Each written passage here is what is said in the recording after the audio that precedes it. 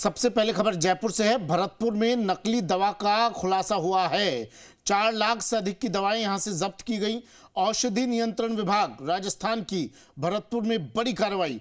Tablet QC पोड 200 का sample लिया था। इंडियन मेडिकल एजेंसी भरतपुर से ये सैंपल लिया था। जांच के बाद इस दवा को नकली घोषित किया गया।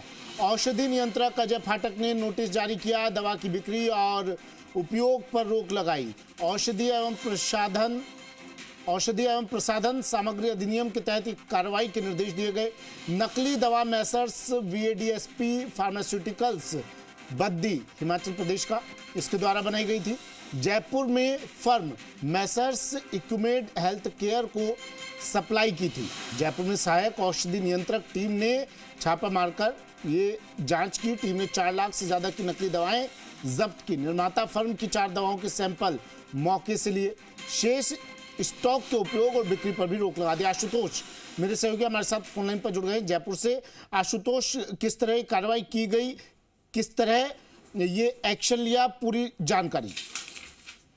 देखिए, ये औषधि नियंत्रण विभाग ने नकली दवाओं के खिलाफ ये बड़ी कार्रवाई की है और इसकी शुरुआत हुई भरतपुर से, जिसमें भरतपुर के जो ड्रग अधिकारी थे उन्होंने ये जो ऑकीपॉट 200 बैच नंबर जो है पर्टिकुलर, उसको जांच में नकली घोषित किया है। और ये जो सैंपल था ये भरतपुर स्थित जो इंडियन मेडिकल एजेंसी है वहां से लिया गया था।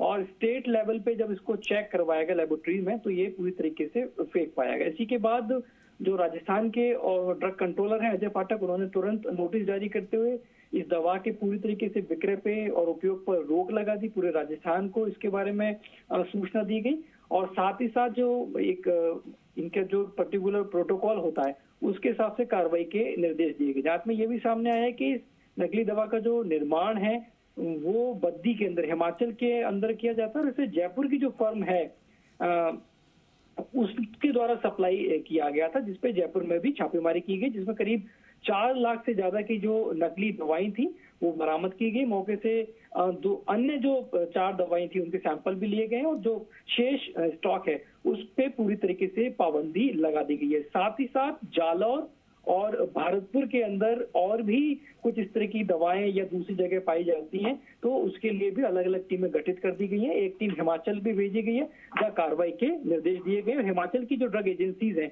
उनको भी इस बारे में सूचित कर दिया गया है। यानी संभावना ये भी जताई जा सकती है आशुतोष की राजस्थान के अलावा, जयपुर के अलावा हिमाचल से इस नकली दवा की खेप दूसरे राज्यों में भी भिजवाई जाती रही हो।